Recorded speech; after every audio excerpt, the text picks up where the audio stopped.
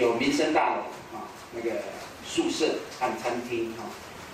我是把它起名叫木槐树啊，那个泰雅的名字叫感恩的意思啊。那么后来也争取到全国原乡小学海拔最高的唯一的游泳池啊，这样子对啊。所以我们在这1、2年在推动蜻蜓比赛是全国冠军啊，全国冠军。所以我想这个我在教育界的这样的一个生涯是比较久一点啊。那么之所以有这样的心我想还是因为自己曾经在修道院接受了天主的这样的一个洗礼这样的一个培植服务的一个精神所以才有一路走下来都是依照这样的一个旨意来去做我的事情我想到了农会也是一样我们秉持天主的这样的一个精神因为我本身是方济中学毕业的那我们现在教宗也叫方济秉持方济的精神对来去关怀弱势那对整个社会来做更多的一个贡献好，大概就是我这样的一个介绍，可以换新的吗？换好了，换好了，换好了。我们好几年前就锁定神农技校，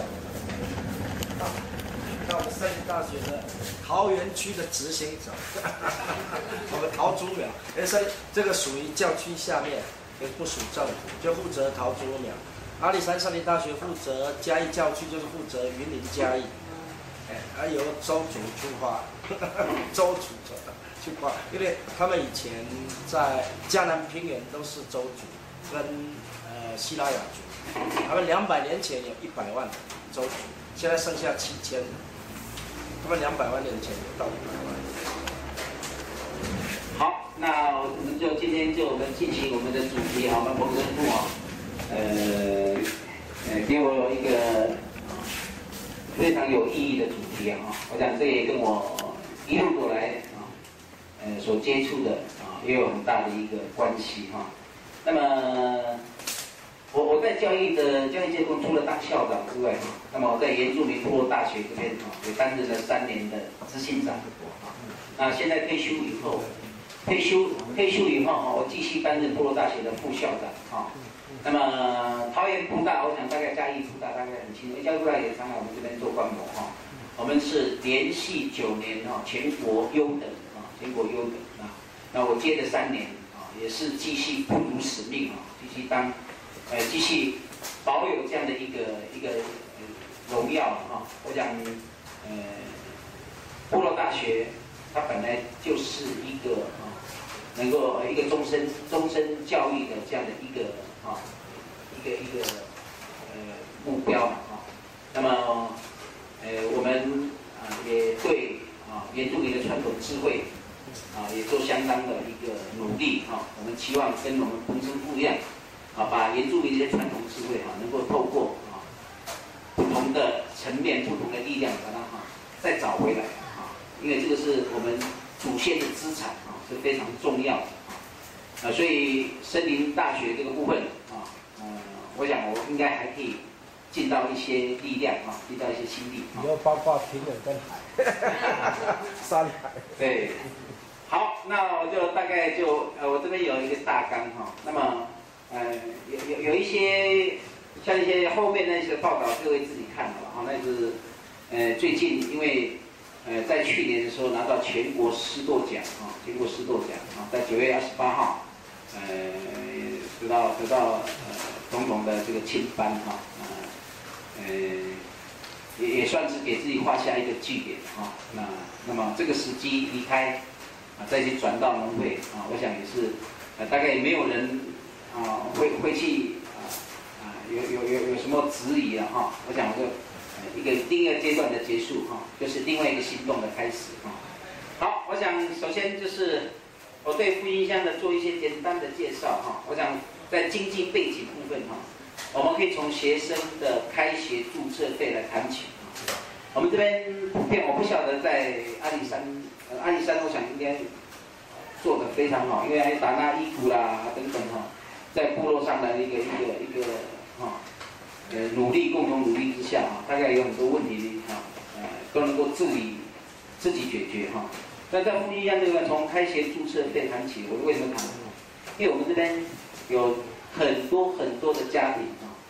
注册费一定要现金嘛，一定要现金嘛，所以他每次开学的时候就很难拿出现金出来，拿出现金出来。不是说复兴乡的都是很穷都是很穷你说他复兴乡有没有乞丐？没有乞丐神父有没有乞丐？没有，复兴乡都可以吃，什么都生活上都没有问题没得吃，山上有东西吃，水里有东西吃，自己家里也可以种菜但是有些都是因为一个生活态度的问题除夕观念的问题或者是这边这个就业的机会靠山吃山，靠天吃饭的这样一个没有固定的一个就业机会所以造成了很多的是生活上的一些困境甚至有外流人口比例增加再来就是因为外流人口，因为生活贫困，所以也造成有些离婚率的提高，单亲家庭和隔代教养的比例增加所以对于整个原住民教育原乡教育的品质多少有一些影响。那么很多的责任就变成是学校这边要负担更重的责任有些家庭该负的责任就几乎老师这边就概括承受所以有些像急难的小朋友，我们就设法要把他安置到学校的宿舍等等这样的情况。不过整体来讲整体在复兴乡的教育上的资源扶持那我们还做得相当的完善没有让我们的孩子孤苦无依流落部落街道那我想这个是我们可以唯一能够庆幸的地方那有关复兴乡的地理环境我想复兴乡在桃园县来讲占的面积是桃园县整个面积的1/3强是占了很大的位置整个桃园县有13个乡镇光我们一个乡镇就占了1/3强，但是人口是少之又少1万多人1万多人。如果以活口数来讲的话是全县最多如果把老鼠啦、飞鼠啦全部都算进去3强算进去我们绝对多可惜他们没有投票权所以我们的力量不够大所以我们要讲我们要去游行抗争把这些山林野兽都带出去，可能力量就够了但是很难很难好，那么是唯一的山地原住民乡那么高山峻岭所可利用的土地面积非常的少真正在整个复兴乡来最平的面积大概只有罗浮村比较大的比较平的面积大概只有罗浮村，所以得天独厚。而且罗浮村在复兴乡的最棒的是它没有几乎都没有灾害的发生土石流也没有那过去在几年来台风灾害的时候，我们这边都是紧急救难中心那么每一年的直升机在这边起降在台风过后是起降的次数非常的高那甚至有一年我在刚刚当校长的时候，民国93年一个台风，整个高一村全部搬到我的学校的活动中心住我们复兴乡唯一最大型的活动中心就在罗浮国小那我整整照顾了他们1个月半吃喝拉撒都在我们等到整个交通处理好了电也通了，我们才一一把他们送回去。那我们这边呢只有一个省道，就北横公路了北横公路也很难去拓宽的话就很麻烦一透关大概好几年了，每次都会土石崩漏啊，所以环保团体的坚持也是对的啊。其实也没有必要去大肆的去透关如果有某些部分的一些避遮道了等等去改善就可以如果可以的话空中交通工具也不错。缆车。那我们这个是属于位于石门水库的集水区那么这些水都是供给大台北地区到桃园地区所以我们这边山上只是在做好事那个水我们都喝不到我们都喝那个山上自己接的山泉水所以我觉得有时候刚才所讲的应该更要去体验原住民在这一块土地上长期在这边保护山林孕育了这么好的好山好水，应该在我们的后续的生活的这样的一个政策上的照顾应该会更能够思考到我想我们森林大学可能有可以发挥这样的力量。好，那么第二大项谈到弱势关怀的部分我想我们到底在复兴乡我们努力了哪些我想政府我们想的江公所大概做了什么政府大概也是依法行政大概做的是低收入户啦、清寒啦这样的一个救助啦但是有一些限制条款，让原住民家里实际状况是必须帮助，但是没有办法帮助，所以他第一个低收入一个必要条件是没有土地有土地的有一定的面积的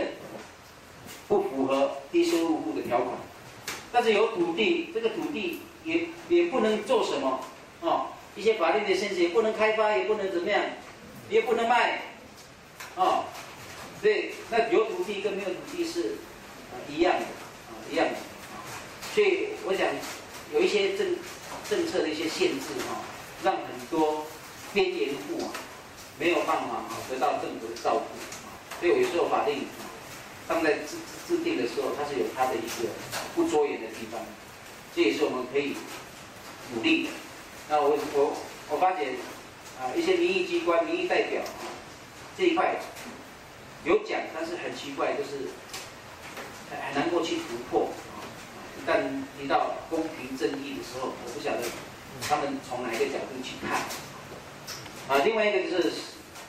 香鹿这边最大的是在照顾大家的，它也是从石门水库的回馈金，石门水库的回馈金。那我们石门水库的回馈金没有台北的那个什么翡翠水库的回馈那么的优惠那么我们这边回馈的电费啦、瓦斯费的一些贴补贴补一点点另外就是意外保险再来就是免费公车还不错现在桃园客运这个经营没有办法在山上赚钱还好有这个免费公车能够提供部落的一些交通的便利性。再来就是学生营养早餐的补贴那我们这些都是在石门水库这边来支援的那也透过乡公所来协助那学校做了很多学校做了什么福利支付午餐的申请因为我们知道从家长身上要拿到现金不简单所以我们就很难能够在学校午餐里面能够正常的营运，所以我们把这些相关的情况跟县政府做通盘的一个建议之后好在县府也能够大力的能够帮忙复兴乡的无力支付。那么我们原则上军警公教人员的子女我们都排除这个排付条款，其他的没有固定职业没有任何的一个固定收入的，我们几乎都能够去协助他帮忙他因为我想我们在讲马斯洛的需求理论当你没有办法满足他家庭的生活需求的时候，你很难再去要求他这个爱与隶属啦、自我实现的这样的一个层次。所以我想，基本的生活的基础，当他们自己没办法做到，我们施以援手，大概是应该是可以的哈。再来就是我们对于特定学生的学运费的补助比方说注册费的部分，真的没有办法透过我们的家庭访问跟家长的沟通，真的没有办法出我们这边可以造册来争取相关的补助。这些的补助来源除了政府以外，当然也有很多企业的协助和资源再来就是特偏和急难学生的住校安置像我们这复兴乡有好几个学校有设宿舍，当然最漂亮的宿舍就在罗浮了我在几年前在95年，我盖了一个6500万的宿舍非常大学生暑假来这边带营队的时候，他就非常羡慕说，我在大学都没有住这么好的宿舍每一个人一个床而且有专任的住宿生的辅导员那边照顾他们的生活起居那这个宿舍是罗浮这个宿舍是160床，我们真正需要照顾的学生，平常住宿在30个人30个人，大概平常是空的是130个床位，但是我们有一个方案是，住宿的学生的家长，如果出门不方便或者是他要来看孩子的话，他可以临时可以住到宿舍来陪伴孩子，一个恳亲的一个意味他想孩子的话，当然我们要安置一些让他可以住的地方有时候也可以陪伴孩子吃一点东西但是不能天天天天的话，小朋友大概剩下一半的就把这个全部的经费都吃完。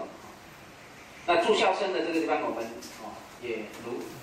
得到了教育部的补助全额住也不要钱，早餐、中餐、晚餐都不要钱还有一些他生活上的用品的一个协助我想这个部分在教育部这边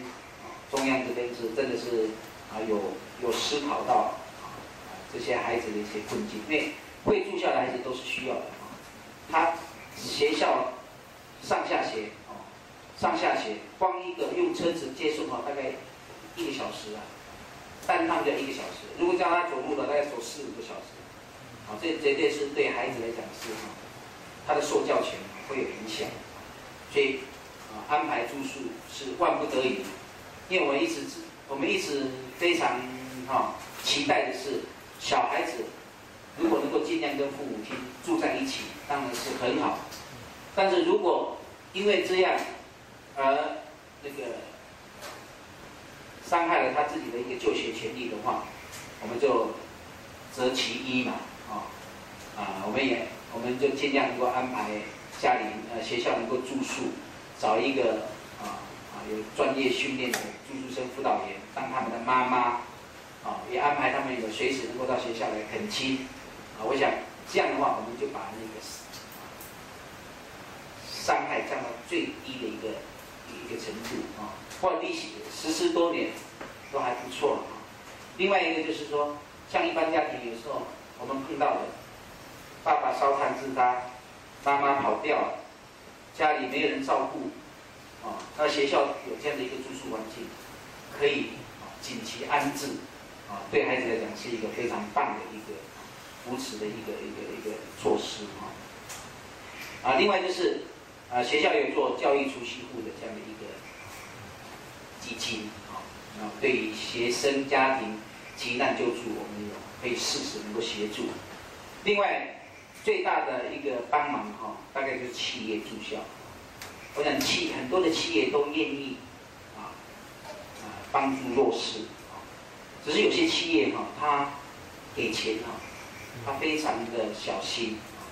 他要看到主事者、校长、学校老师真正的能够做事，真正是把他的钱发挥到最大的价值所以我在罗浮好在有很多的企业都能够肯定梁乐大地支持教育基金会，他每一年提500万那么我没有那么自私哈，这500万哈，我只有用了200万，其他300万哈，其他的学校，那么除了在奖助学金的支持之外，另外他对我们的游泳池的认养，教育部只负责给你盖游泳池，他不会给你的，所以人不给你，你人不给你，他就变成文职游泳池了，你救生员也没有，教练也没有，那个游泳池是没有办法营运的，所以好在大地质基金会通过我们的计划的申请，他能够肯定每一年在游泳池的部分，他就给了150万。那么在学生的部分在学习的部分我们也征集了管乐团。我们知道管乐团在山上来讲是根本不可能成立的，一个管乐最便宜也要6万7万那是都市人孩子的这个可以玩的乐器在山上。因为有一次桃园中立的新市国小到学校来做交流，他的管乐团来，然后在我们的活动中心演奏以后，我看到每一个小朋友这种羡慕的眼神，我心里就有一种激动。我说：难道山上的孩子不能玩这些东西吗？后来很快的我就提了一个计划给教育局。教育局这边我就跟他讲，你只要给我乐器的钱，其他的我自己负责。那我很快的就跟基金会在联络，我说乐器的钱，县政府愿意给我了，将近500万，一次买1套将近500万。那后面的那些外聘教练的指导，1个月36000块钱，我就请大地支持，还有原研基金会来协助帮忙，所以我们山上的孩子终于也可以玩山下的孩子的玩的东西。那我跟小朋友讲说，你们是复兴乡最幸福的，你们是种子将来这个乐器你们认真学，可能会变成你们将来一辈子可以赚钱，或是一辈子是自己可以充实自己生活的一项乐器。将来你可能是在部落的婚丧喜庆，你可以演奏一起，可以赚一点外快等等这个都是可以所以一些能力的养成从小如果能够开始对他将来的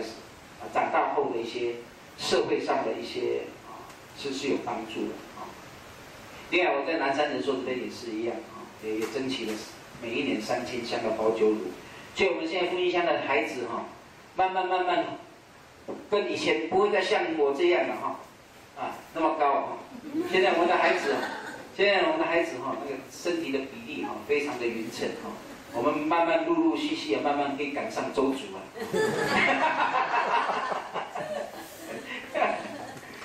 就每年3000箱我也是一样做合理的分配那前乡12所小学我们就做合理的分配。那每一个学生大概每一个礼拜可以喝到3罐配合这个早上的课间活动每一天喝，它的营养的每一天都补充当然还有另外的一些像制造科技啦，一些也是有鲜奶的补助然后再配合我们回馈金是不是水库的，所以我们这边的小朋友营养非常够。那像我们以前在读书的时候，我想那个彭师傅跟你讲，以前那个联合国那个麦片我们以前都吃麦片乳酪或者中餐也是吃麦片回家是吃那个饭加酱油对不对？那我也经历过这个日子，所以现在这个身材大概也很难突破了好，再来就是我们原文教福利基金会也是一样认养弱势的血统我们成立这个基金会，因为我在这边也这成立这个基金会是我去协助一个大陆的企业台商企业去成立的当时在88水灾的时候，我们就在南部就认养了200个血统每个血统每个血统1万块钱200个血统。那我们自己本身也有这个认养的机制当然其他还有狮子会、福社统计会这样的当校长的话，就是除了把学校经营好当然可能外部的资源也要去努力的争取。当然不是说这个没有无止境的争取，是以我们的需要来去努力。当然资源一定要共享不要全部都集中在一个学校好，那福音乡农会做了什么福音乡农会做的也不是非常多我想在弱势的这个地方因为它有它的一个任务比如农业推广和辅导再来就争取肥料和农药的补助办理农保也农民的福利，那你看其他的一些特殊的一些专案都可以做的那么有关山林保护的部分我觉得有几个问题一个是传统生活习惯传统智慧这样的一个形式我们刚才讲我们过去的老祖先没有所谓环保的问题，为什么？他本来就在做环保本来就在做环保，他需要他就去拿他不需要他就不会去拿对有时候他需要这多了他就把它淹起来以备后续使用但是整个大环境改变整个传统的文化的瓦解之后都市文化进来之后那个需求量一高的时候那过去以物易物的时代被打破了现在金钱挂帅的时代的时候大家都要以金钱衡量一个人的价值的时候当他外面的需求来我们就为了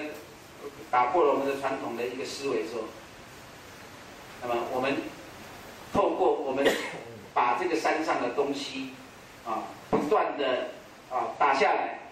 然后用这个东西然后去做买卖就破坏了整个森林我想这个东西就是我们要去省思的地方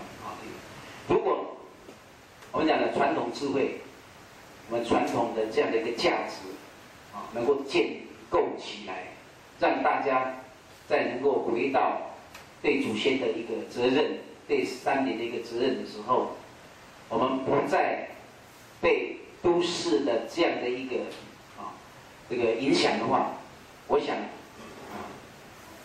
我们可以慢慢可以找回自己的原来的路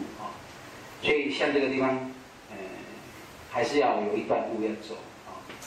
也许我们透过部落的共识部落会议部落大学森林大学不断的去做宣导去做讨论共同议题的分享我想应该慢慢我们会找到我们找回原来的这样的一个荣景再一个原住民生计与法律的增值我讲的是很多的法律对于原住民没有站在原住民的角度去思考那么你今天限制了原乡的一些生存发展定了很多的条款但一些配套措施你没有做一个完善的去做处理的话虽然用这个法令可以把山林做了一个保护但是住在山林的原来的主人他却因为这样的法令他没办法生存下去所以这个的角力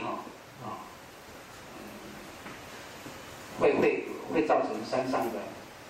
原住民的一个限制所以像这个东西有因为像深的水库也是一样你现在自己的地要砍一棵树或者要用稍微开发一下很快的就有相关的一些人员就会来处理应该它是透过一些协商透过一些教育然后让原住民在合理的范围和情况，能够做合理的一个使用啊，我想应该是我们未来要努力的地方啊。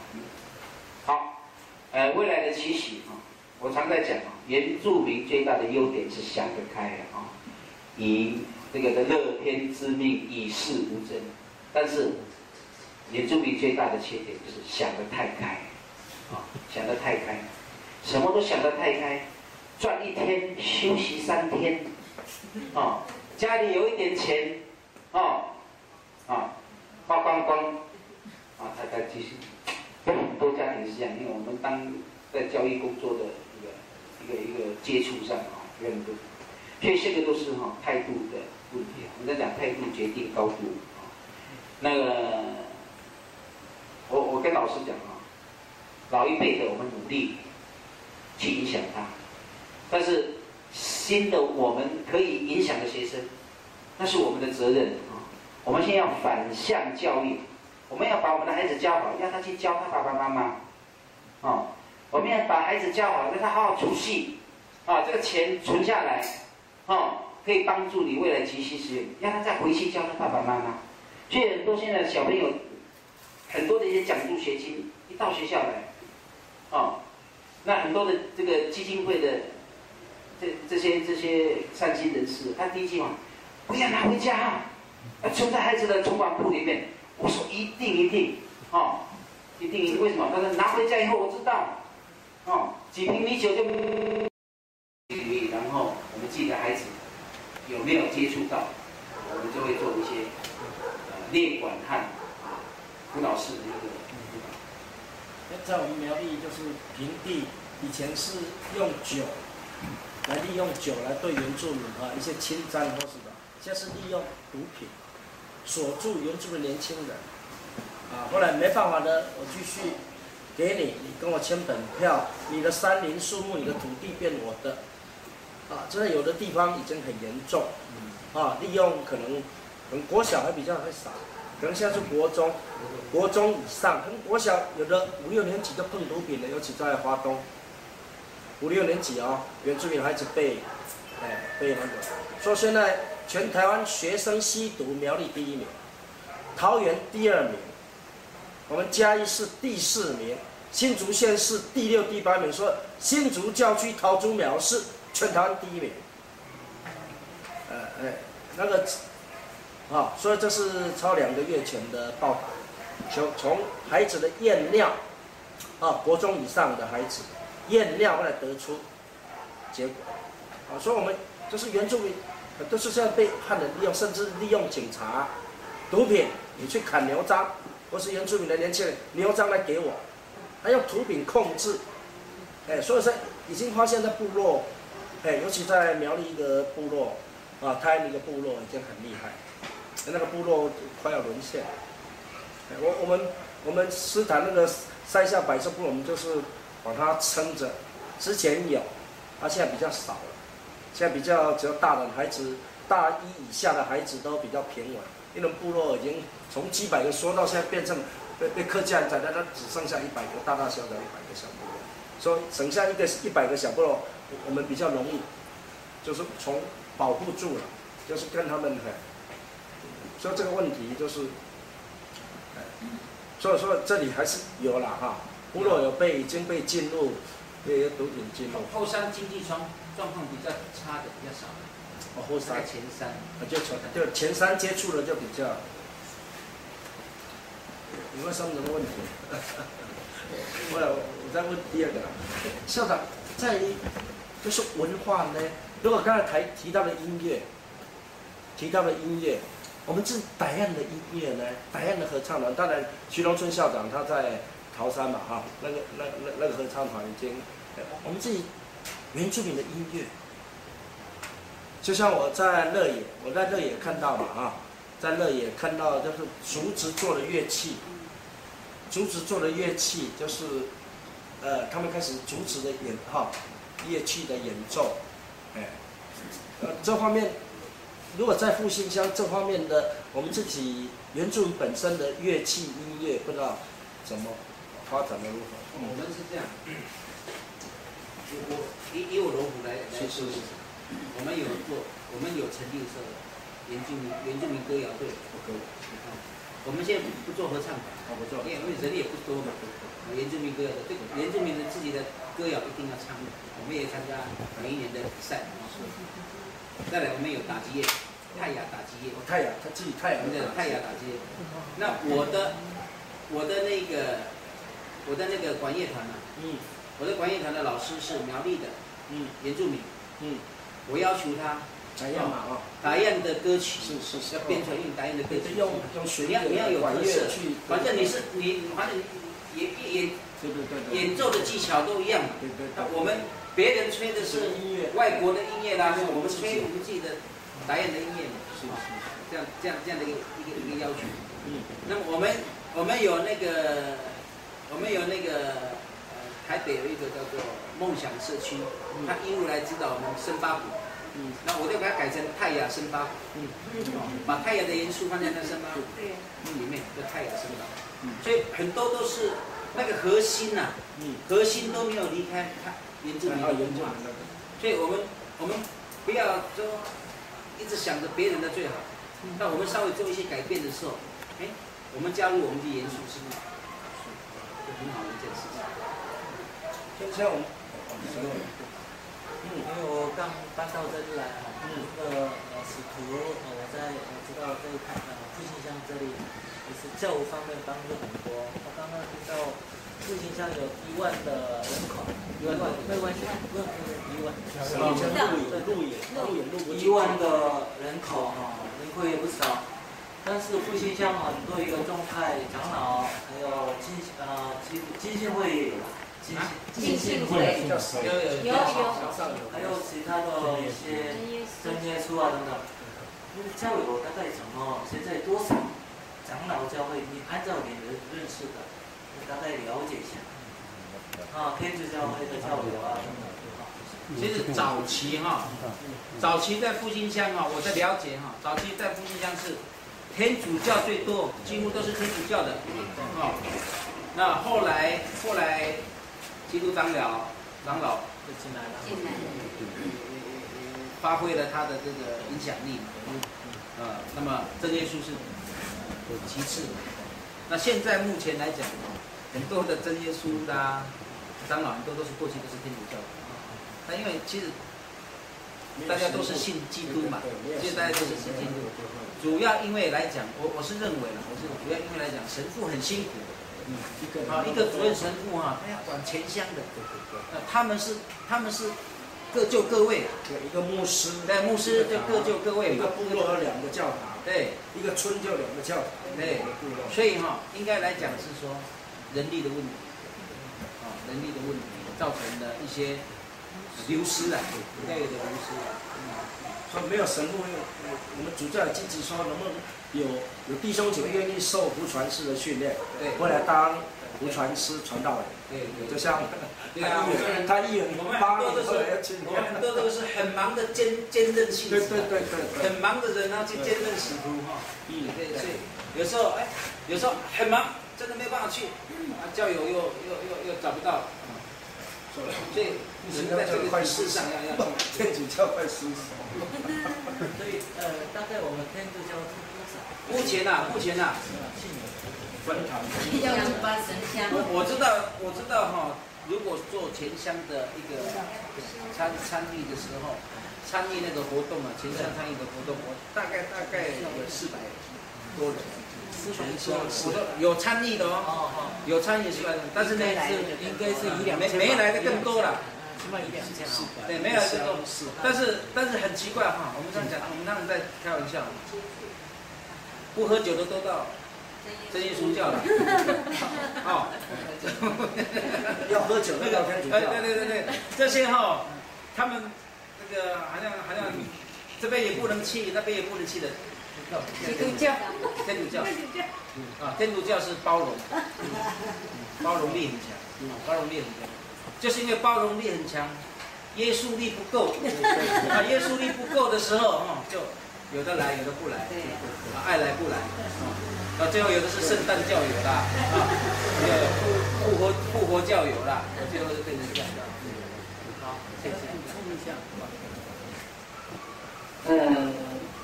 因为我在乡里面，担任志工，全乡都跑过后，我们是公所的农情调查员，我们也做很多杂七杂八的事，所以，刚才讲到我们泰雅文化，其实泰雅的民族性，陈副应该知道啊，比较山头主义，很聪明。原住民最聪明，他合作度最弱。对，山头主义。所以刚才谈到泰雅族的传统文化，包含母语，包含舞蹈，包含歌谣。这个在我们乡里面做的最好就是学校而已。但是回过头来，他们一毕业，那我们再看我们自己复兴乡的部落里面，只有这个多元就业的单位，不管是部落社区也好，才有这种形式上活动的时候产生。所以部落上实际上没有所谓的延续性。所以我一直很想就是说，如果当然教会也是，其次就是除了学校之外，执行的是教会，但是教会执行没像学校那么深入，那么广泛。所以，如果说在我们乡里面，成立所谓的我也不知道这个名称是什么，持续性的，好，包含你商业性的也好，包含比如说弄一个，我讲一个舞蹈好了，一个舞蹈，如果任何一个团体来复兴乡，就有这个舞马，不仅仅有商业活动，不仅仅可以传承我们传统文化，让我们也有一个归属感，让我所谓的我有这个想法，就是有这个延续性，不是说我这个多元就业结束了就没有了，我这个学生毕业了没有了。我的意思是这样，我不晓得你们了不了解我这种想法。我想说，是不是有什么东西，有什么团体，什么一个地域，比如像森林大学啦，学习很多的传统的东西啦。我是想说，在复兴乡里面，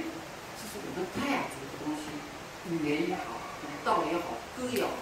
也好，可以除了可以传承之外，也可以是一个商业性的东西，也可以是一个教育性的东西。我是有这个想法，但是如何去串联做延续的工作是这样。我们今天就有2位人才，我想我的意见哈，我想泰安乡，我在泰安乡泰安乡2年嘛哈，持续都这几年都在泰安乡，还有五峰坚持我就不是那么，可是我了解一点点，不是那么多。可是我想，包括五峰坚持，包括泰安乡，我想没有一位校长做的陈荣基校长那么好啊。不然就是说，我们需要桃竹苗这里到底桃竹苗执行长是由一位原住民傣样的原住民校长来兼义务嘛哈，因为要怎么去协助大家集结人才，人才最重要，钱还不是重要啊。所以今天呢，我讲了，也许我们说，也许陈校长，如果你愿意到我们桃竹苗区的执行长，可能每一区有他的区的苗栗县、新竹县、桃园县的执行长啊，一个类似总执行下面，后来还有副的，也许副执行长是闽南人客家人，因为我自己是北埔客家爸爸可是桃竹苗客家人可能有傣样的血统。以这个比例来想，桃竹苗客家人都住山，他没有太大，他大部分是可能取傣样，闽南人可能取平埔族，就像那个苗栗新竹那个我刚刚一直讲了，忘了大法师族，所以可能就是我们现在说，我们希望的执行长是原住民弟兄姐妹，副执行也许说每一区本来我们之前我在思考几年说，首先每一区都是我们台湾的校长跟校长可是这也很好，这种经验去影响到别的。我们部落，台湾部落包括塞夏部落，塞夏部落很弱，以前非常弱，之前被几千年来被台湾锁住，后来又被客家整个包了，哇，整个就惨了，现在都被客家人锁住啊，已经那个所以说还有我们我刚刚没记得贵姓，简瑞祥，您跟台湾的简家有没有？不，台湾乡的。台湾乡。如果这样说，他刚才说，我们这样说了，因为我们就是怎么去支持一个地方，让地方人自己出来。我们现在不是3年去的，我们说，这个既然联结联盟，那怎么让？就像你提到的，我们深入进到学校很重要。我在开国中兼过课，伦理课义务的，我教唱圣歌，后来讲一些伦理的方面在或是国际的一些那个就像可是我离开后，我的孩子还有吸毒碰到酒的问题，我就直接变了。那些商家我就直接变了，只有你再卖给我们的孩子，我就告你。后来可是我离开后没有神路去，我们孩子竟然3个打死1个，关了好几年，不知道出来了吗？就是神路也要到这个神路来年轻比较好，到国小到国中去。国小还比较好一点，到国中，本来介绍国中，我几年前去过，就开始去谈问题。结果国中现在是哪里慈济志工。我曾经跟乌神路谈，跟八神路谈，你要持续进去，伦理课什么，后来不知道，说我是提给神，所以我们说家庭最重要。我们3年大学除了生态推无毒农业，第二个2个大部分，一个是家庭婚姻、家庭教育，家庭教育的不稳都瓦解了，学校都没办法。说家庭，因为如果学教育知道3岁定终身了，孩子必须跟妈妈在一起最少3年，这个孩子才会稳定，最好爸爸也在旁边。因为我以前是德国团体5大圣言会。德国在13、14年前已经，孩子出生到3岁，妈妈可以不去上班，国家给你薪水，你好好把我孩子顾好。这个有点优生法、优生学，包括到今天，德国没有一座核能电厂，